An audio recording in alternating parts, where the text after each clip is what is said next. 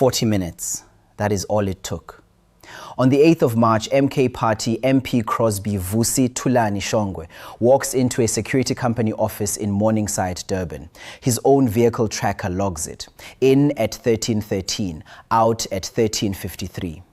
Inside that boardroom, cameras in every corner, a phone is turned to face him. It is a video call. And on that screen, he tells the Madlanga Commission, under oath, is Major General Feroz Khan.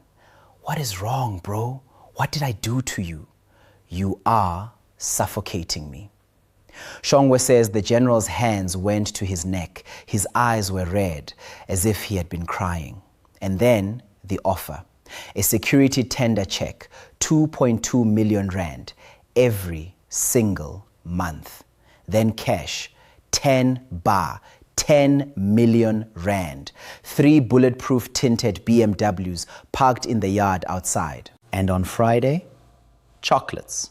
Now, nothing here is proven. General Khan has not answered these allegations, but Shongwe swore to it. And today, somebody is finally asking him about it. Hit that like button, subscribe, turn the bell on. Let's go inside.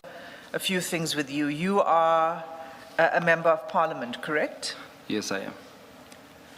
And you are a member of Parliament representing the MK Party. Deployed by MK Party. And you were also a member of the ad hoc committee. Yes. That was set up in Parliament to probe the allegations that were made by General Nhlanhla Mkhwanazi. Yes, I'm an alternative member. Pardon me? I'm an alternative member. You're an alternative member? Yes. Were you present during the hearings and the sittings of the ad hoc committee? I was.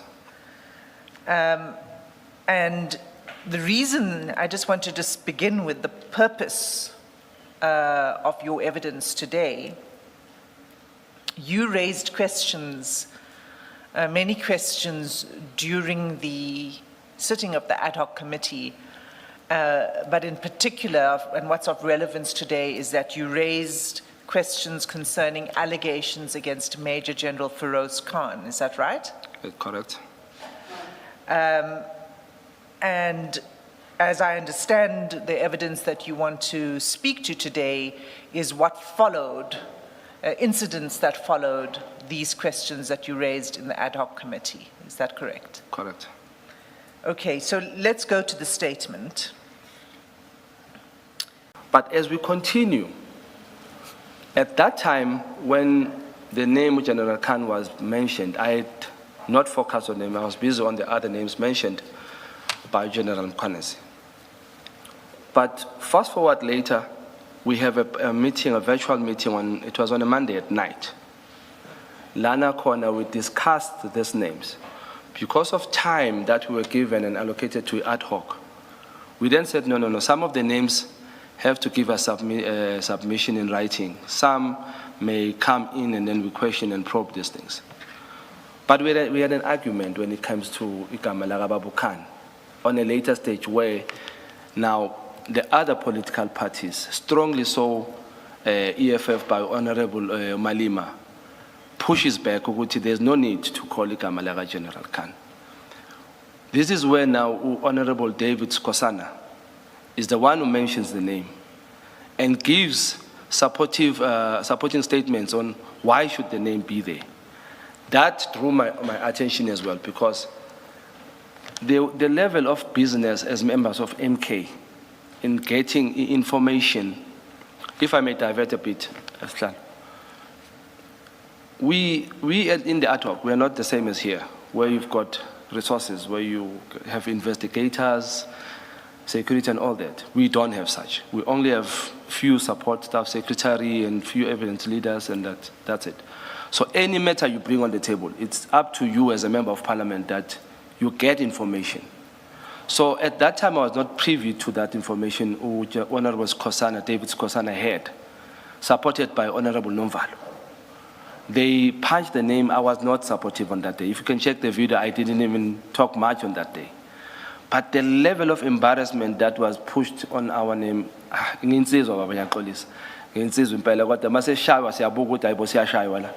I said, no, I must look into this name. Why is there push specifically on this name? It's far less than the push Ubabu Ramaphosa, the president. So I said, okay, I understand with President Ramaphosa because ANC would want to protect their president. But why can't? Then later, that's when I started looking at this thing. Then I get reminded when Ubabu Skosana gives me the gist of this thing. No, let me remind you who's Khan. And I recall what I knew the name. I knew the things that were spoken about because I grew up in the SAPS. I worked there. So I would hear certain stuff about the certain generals, and what do they do. So that started there. Uma Upega, the so-called Indian cabal. Read out those last four allegations that you say were also part of what prompted your investigation. The first one was the R10 drug saga, where General Mkhwanazi clears General Khan and deems him a hero, which I still disagree with Babu Mkhwanazi. And then the second one, the alleged cover-ups relating to the murder of the makeup artist, which is on social. The third one is the alleged cover-up relating to the murder of medical doctor, which is also in the social and around the corridors. And then the fourth one is the alleged cover-up of matters pertaining to cigarette smuggling cases. Okay. Now, just pause there for a moment. Okay. Do you see it? I see it. It's just that one paragraph? Yes. I said reading from here. My life is in danger. How would you go to a house of a person you do not know? Tell me this. Is it fine? Let us leave it, okay? This is Tabanala, okay? Remember this one? And I say to him, this is to Paul O'Sullivan, you are lying. Tell me this. A facial makeup artist is shot dead, allegedly by her boyfriend, and a policeman covers up the story. Allegedly, right? Keep that in mind. 1. 2, drugs worth 300 million get stolen and lost. A case alleges that a person who is a police officer is involved in that case, and the case gets withdrawn. That is number 2. A father loses his son in hospital when a doctor was operating on that son. It is alleged that father goes and says to his friends he has shot the doctor because he lost his son through the hands of the doctor. And number 3, it is also alleged that cigarette smugglers and cigarette sellers and all that gets covers up by the same police officer. Now, the most amazing thing is this. This police officer owns multiple franchises of businesses, lucrative businesses. This person remains in the leadership, but you as a lover of South Africa never investigate that person, Feroz Khan. We cannot even get the name here in Parliament to get that person to come here and answer. Apparently, he is being covered up and protected. Even by us, now they say we are protecting him. We cannot get him here. Why did you not investigate Feroz Khan? But you went for Pahlane, whom you do not have a single evidence of what he has done. Your statements sitting there in front of you does not have an ounce of evidence about Mr. Pahlane. Should I stop there? Yes, you can stop there. So, I'm there. Could you read from the top of this page? Further to the above, I was also prompted by the fact that certain members of the ad hoc committee did not see the necessity of summoning General Khan for questioning during the process of compiling the list of individuals to be invited before the committee. 2 names in particular were at issue, namely President Cyril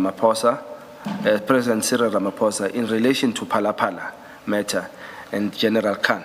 Should I continue? Yes. In the case of President Ramaphosa, I understood from the political standpoint that he would likely be shielded by the process by his party, ANC. However, with respect to General Khan, I could not understand their reluctance to call him before the committee, particularly given the weight and seriousness of allegations that have been formulated and tabled against him.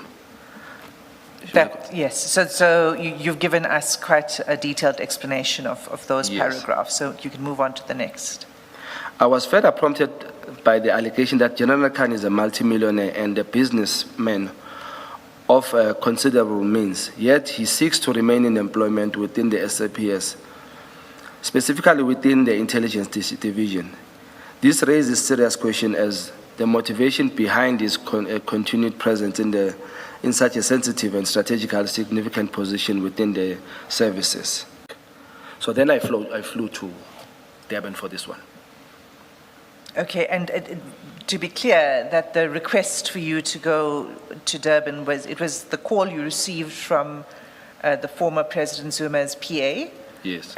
Requesting you to come to Yes. Durban? Yes. Okay. But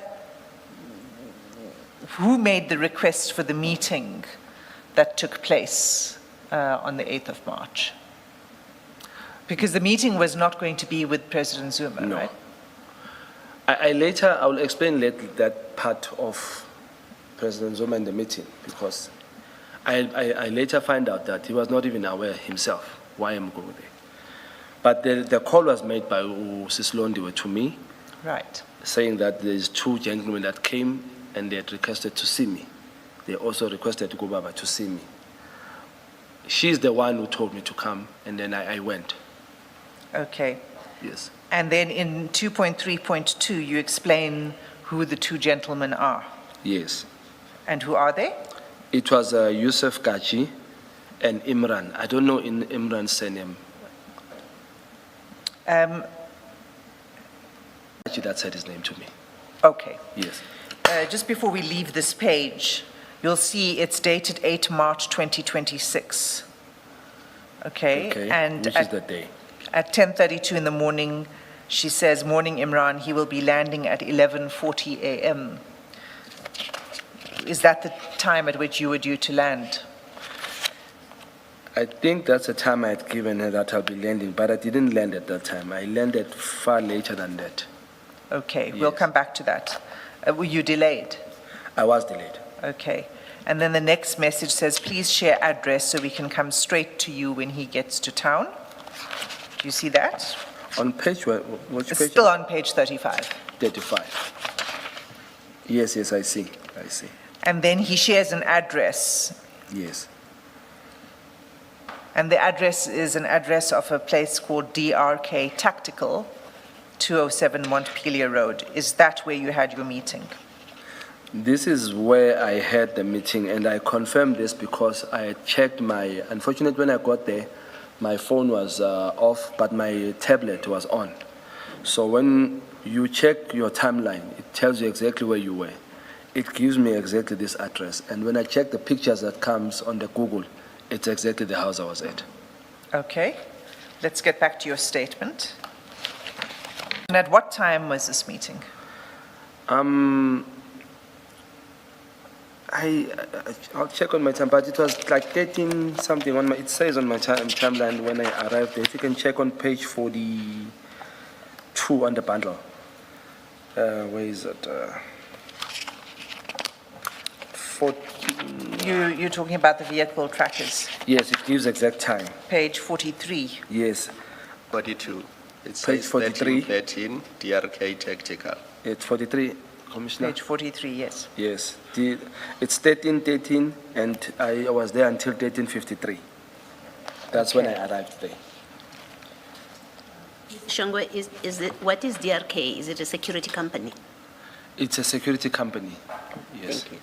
But I think there's a whole lot more what they do there, because it's when you get there, you see more of security related stuff, like the cars that were out there were security cars written in security markings.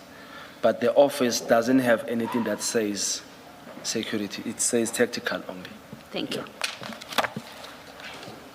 So just to be clear, you arrived at 13:13 in the afternoon and you left at 13:53. Yes, Okay, so you were there for about 40 minutes in total. if I may say so. Explaining further And he instead insisted on calling this person to speak to me telephonically. I asked who is this person was. They then disclosed the name of this individual as General Khan. I refused and I informed them that I did not wish to take the call. During this interaction, Yusuf moved his chair closer to mine and proceeded to call this person. As the phone was already ringing, the call was answered and it was General Khan. Now, if I may explain this, because here in writing, my mind was already in the artwork. I'm a 10-minute person. So how it happens is this: when he sits down, as we are talking this, just silly talk, nothing serious. Before he starts talking to me, Imran moves closer to Sislondiwe, and it's a chair with wheels. He sits next to Sislondiwe here, very close. It's when also Kaji moves directly to me and saying, "Hey, my brother, man, there's a brother of us who wants to talk to you, man. You know, yeah, boy, he wants to talk to you." He speaks a lot of, if I can bring him here, before you get to know what he wants to say, there will be sentences and sentences, so you can't remember everything. He speaks fast as well. So he says that, "Hey, our brother wants to speak to you." And I ask, who's that and why? He says, no, man, you know the guy, General, it's Khan. He says Khan. So that's why, in respect, I say General Khan here, but he says it's Khan, our brother. No, man, you know you're our brother, man, talk to our brother. And at that time, he's talking, already dialing. And the person on the other end of the phone picks up the phone. It's a video call. But did you agree to have the conversation? What was your response? I did tell him that I don't want, this is, okay, as I say, he talks too much. While he was calling, I'm telling him, no, don't call. We can either make other ways and talk if there is a way. But I don't want a phone call. And I tell him that I don't like phone calls. He then explains to me, don't worry, brother. We will help you with the phones. If you are scared of phone calls and anything, don't worry. We will help with your phone. Your phone will be tracking somewhere when you're making a phone call. All this nonsense he speaks while acting on this thing. We'll work you on your phone. Don't worry about this. You must give us your phone. Then the phone is already ringing at that time. So at that time, he takes the phone and turns it towards me. The phone was answered exactly when he turned it. And it was then when I saw this face that, no, I know this face on pictures, exactly as he looks now. So it was a video call? It was a video call. Okay. And the angle of the video call is from the right-hand side of his face. Not directly in the front, but on the side of this side. Then the guy on the phone greets me, "Hey, brother, how are you?" Speaking calmly. "Brother, how are you?" And then I replied, "Hey, I'm okay, how are you?" He says, "No, brother, man, what are you doing?" Just do this for our transcription. Yes. The person who's greeting you, that's General Khan. That's now. General Khan. Okay. Yes. Sorry. I'm feeling a Julius Mkhwanazi syndrome here. I don't know why. And I've also done the yes thing now. It comes it comes with that seat. Yeah, it's a yes. So yes. You greeted. I greet him, and he greets back. Actually, he greets me, and I greet back. But immediately starts talking. But this one, Even while no. Even while General And I Khan is never speaking, stopped. he was. In some of the things he said, I don't even recall, but he never stopped. So he has the phone in his hand, and then Khan speaks.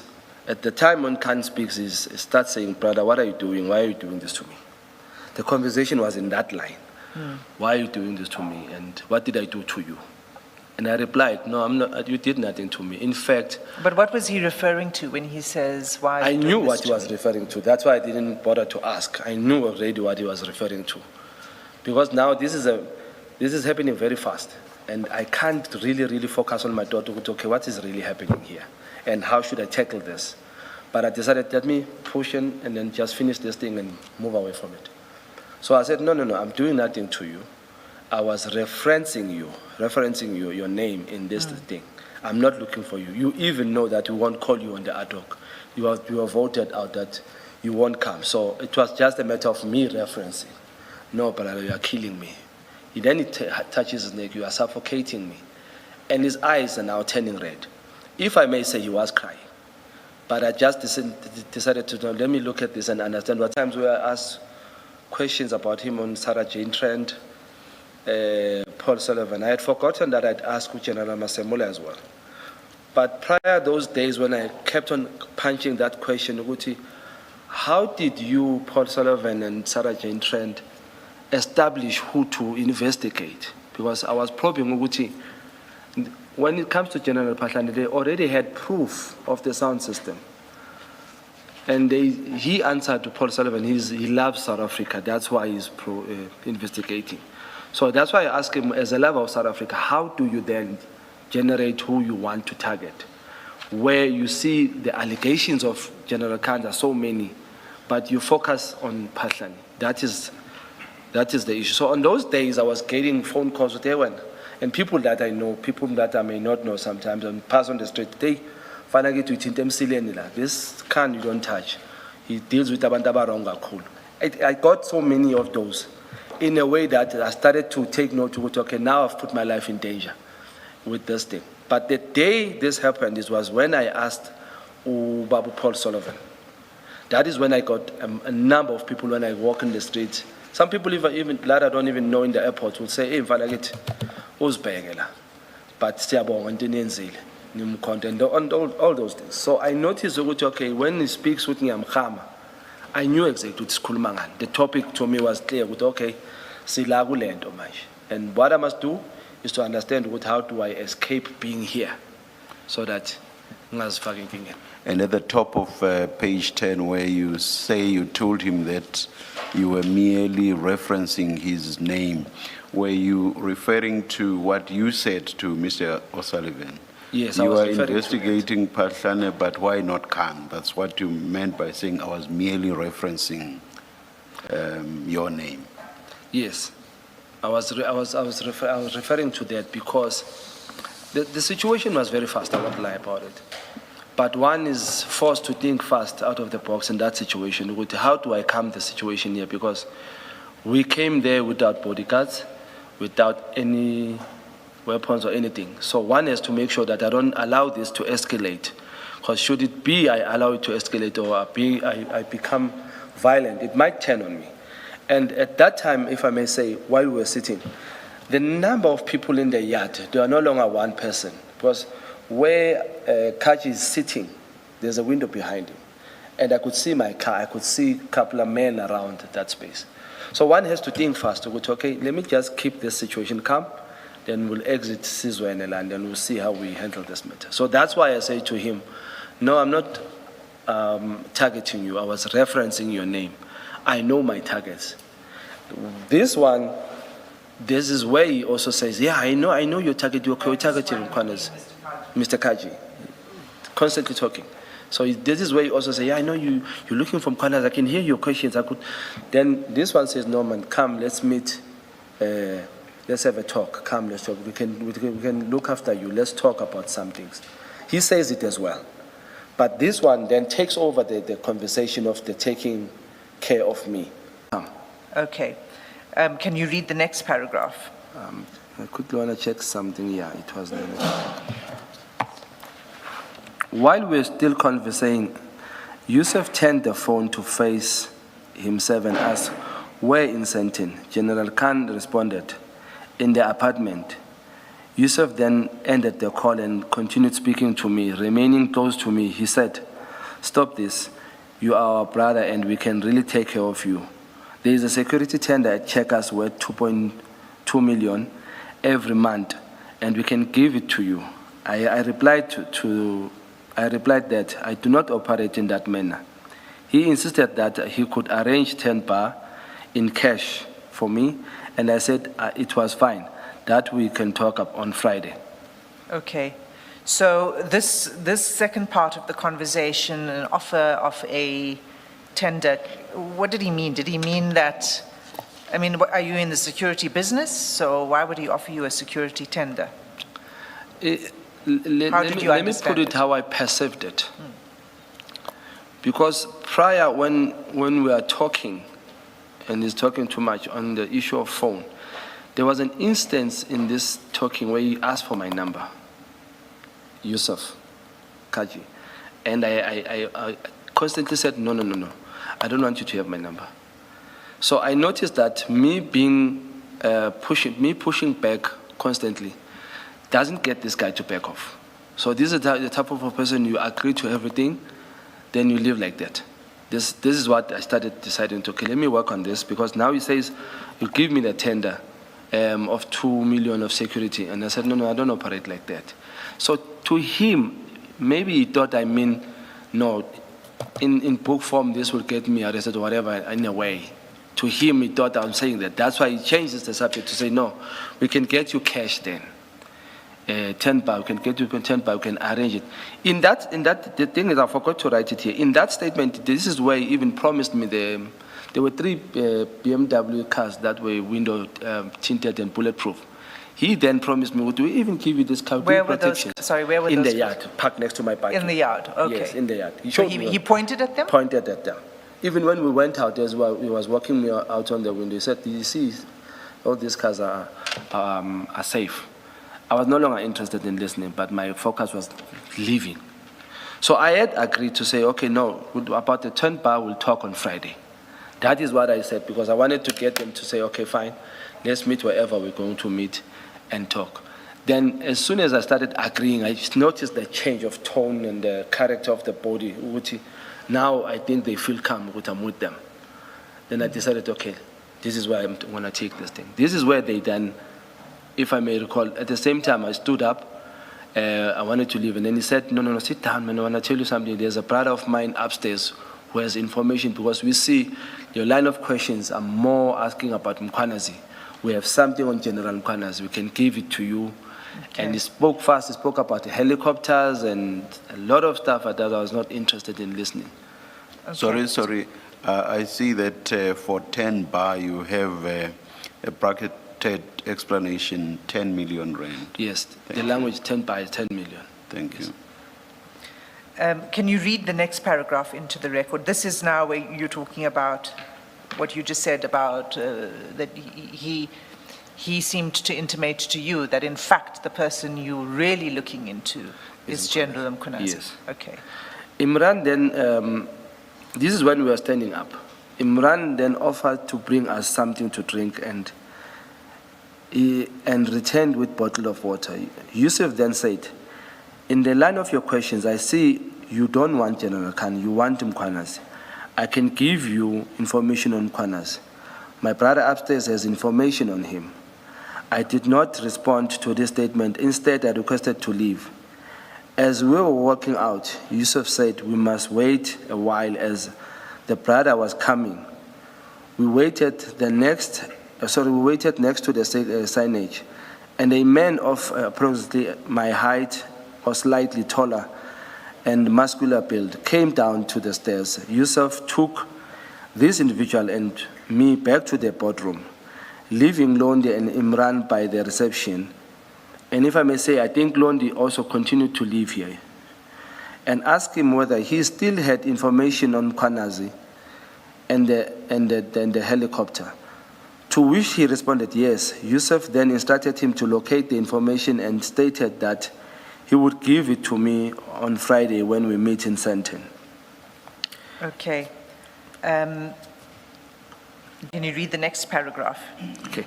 I see in the next paragraph I mistyped. I wanted to say it is worth mentioning. So I said it is worth nothing. Can I correct that? It says it's worth noting. Oh, okay. No, in my, this No, one. You were right the first there time is when the you new wrote. one. Okay, Yeah. this side. Okay. It is worth noting that Yusuf requested my contact details, which I refused to provide. He was persistent, stating that they could change the location reflected on my phone. I declined this offer. It may also be important to note that my phone remained in the car throughout the meeting, as I was apprehensive that it could be hacked. And Okay, yes. Pause there, please, because I'd like you to explain the following. He says they could change the location reflected on your phone. What did you understand by that? Now, that one he explained thoroughly many times as he was talking in this thing. He kept on saying, you kept on saying, give me your number. I'll call you so that we can arrange the meeting, trying to eliminate Ms. Londi were being the contact person. That's how this topic goes. And I kept on saying, no, I don't want anybody to have my number. I will find a way that we meet through Londi. It's fine that way. Then he said, no, if you're scared of us, we won't do anything. Actually, we will help you. We will make your phone unhackable. When one tries to check it, it will reflect in Brazil, it will reflect in Paris, mention other countries, while we are here in South Africa. That was the promise. He even mentioned that they would work on the SIM card and the phone. If I give them my number, they would help me with that. So I said, no, my phone is in the car, and it was off at that time, but I was not interested in giving them my number because in a way I was trying to indicate that I'm not comfortable with this thing. So I'll trust them later if they feel what they want me to trust them. Because what was running in the back of my mind is that if Khan is so innocent, why would he want me there in that office? Why would he want to talk to me on the phone in that office where he has a space where he can come to the ad hoc for free? It's different here in the ad hoc. In the ad hoc, we pay for you to come. We accommodate you, we give you food, we give you everything. So yin lemhlula ukuthi eza zosibona lapha akhulume nathi asitshela iqiniso ukuthi yena akenzanga lutho. That was my concern in this thing ukuthi this is a plot to get me to take cash or get myself implicated in whatever they want to implicate me, or find a way to control me so that I can keep quiet in probing Khan. So were there cameras in the room where these offers were being made to you, the checkers and the 10 bar, etc.? Yes. As I entered the boardroom, when I sat down, on my right-hand side on the corner, there was a camera there on top. And on my left-hand side again on the corner, there was a camera there on the corner. Including when we entered at the gate, at that door, there's a camera at the corner of the door. A very, very tiny camera. You might not see it if you're not looking. So those are things that I did take note of. So you felt that they were trying to implicate you? In many ways, I felt many things. Either implicate or find a way to control me. You see, in my political life, there's one thing I'm wary of. I believe that when somebody promises you such an amount of money, and should you be lucky, should I put it like that, should you be lucky and get that money, you'll be happy for a little while, and they will control you. So that's what I don't want in my career politically, because there is now... So you never took the 10 million that was offered to you? If it was there, let me tell you what I was going to do. I was going to take that 10 million, go home with the 10 million, look for charities, look for the hobos in the street, give them money, and get to ad hoc and tell them that I took 10 million given by these people. Here it is. That's my character. That's the person I am. But unfortunately, they had no money. Even when we leave, I stated here in my statement, this Imran guy says, no, Shongwe, don't worry. I see you're not quite happy. You get your chocolate when you get to Johannesburg. When I land at the airport, we'll meet at the airport, I'll give you a chocolate. Talks in that line. I was like, no, don't worry, I'll take my chocolate in Joburg. So I was going to take it and make sure that I expose it. Because the purpose that I wanted to know is why would Khan get me there? Why would they want me there if he's innocent? So on the issue of the chocolates, it's in the next paragraph. I think we should just read it in because it mentions the names. If you could read that paragraph into the record. It says, when we then said our goodbyes and Imran walked us out to the car. Before I entered the vehicle, Imran said, I don't have anything now, but I will give you your chocolates on Friday when we meet. When I entered, they spoke to me and said to me, Shongwe, what is wrong? What did we do to you? Should I continue? Yes. Okay. My response, what are you talking about? That house has cameras outside and inside, General. As we are speaking, obviously they make promises. We will look after you. Do not do this. Why speak to this guy? There is somebody who wants to speak to you. And I ask, who's that? There is somebody who wants to speak to you. Who's that? No. Look at the phone. They forcing me to take the call. They made a video call. On the video call is a person I do not know. It is the first time seeing that person, but I'm told this is General Khan now. My question is, the guy spoke until his eyes, my question is, the guy spoke until his eyes were red. When he was speaking as emotionally, as emotionally as I am right now, he says, "You are suffocating me. Come see me on Thursday or on Friday in Sentin. Let us talk. What is wrong?" Yes, on the record.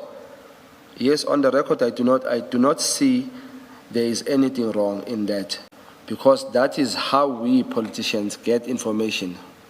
But what worries me is what these two families say to me. There is a family of Major Janseka who died, a makeup artist who was shot in the head.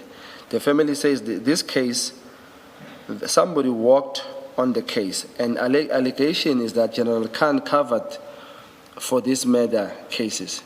The second family is the case of somebody. Sorry, the second family is the family of Dr. Abdullah Munshi, who was killed in an alleged road rage incident. A car bumped into the car behind the doctor.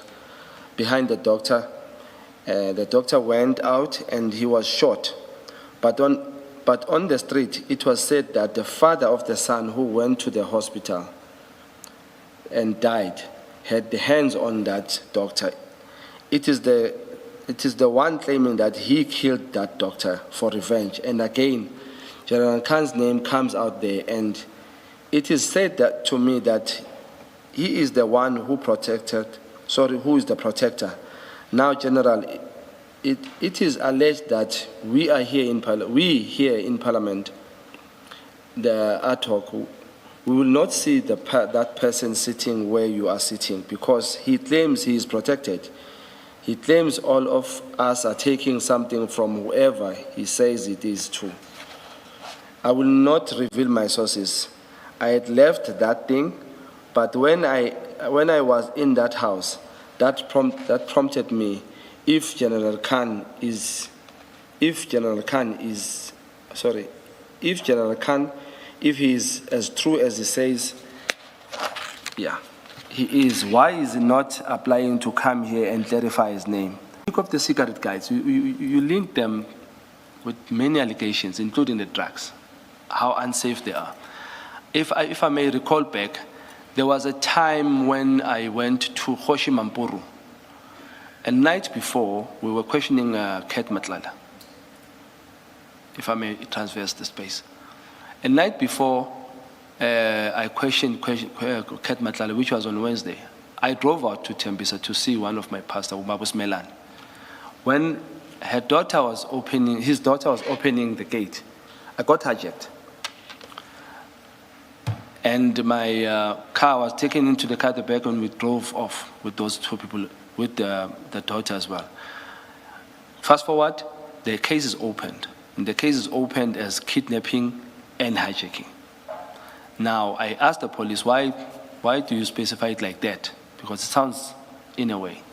Then they specified this is like this. I didn't report it. I went to work. I went to the police station. After I was done with the police station, I went straight to work because I wanted to question Kat Matlala. I was so interested in questioning Kat Matlala. And why was I so interested? Because I just can't find that article, but I think it was reported by Media 24 in some years. It was somewhere in December, where the R10 drugs, it said they were not transported to the lab, but they went to Pretoria West College. I've never seen that anywhere. I've only seen it once in that article, and I can't find it. That was looking for yesterday. Before I lose my chain of thought. Cool. So that day when I went to question Kat Matlala, I wanted to ask him, Muguti, is this the reason he got residence for his business in the Pretoria West, so that these drugs, if they were brought to Pretoria West, nobody will think the drugs of Kat Matlala are in the police college? So that information, for you to probe that information and get it further somewhere, you'll have to transverse very dangerous ways to go to dangerous people and put your life in danger. So I didn't probe that thing further. But that was why I went to work that day. So I got to work, yes, including this one as well, yes. Okay. On that issue, but also on this issue? On this one, yes. You're drawing an analogy, all right. Yes. But on the 17th of March, when you explained this in the ad hoc committee, you were discussing, the person you were talking to at that point was General Masemola. He was the person who was the witness before the ad hoc committee. And he's the National Commissioner of Police. At that time, yes. Did he follow up and make any inquiries about this call that was made to you with this offer from General Khan? It's only the Madlanga Commission that has spoken to me about this matter, apart from my political party. And in my thinking, I think me mentioning it there in the ad hoc, for me, it was enough. I didn't even see a need to open a case or do anything further because that space, I think it's a protected space. We are governed by certain laws there. We are protected by certain laws. If the committee felt the need to do anything, they would have jumped on it, including protecting us.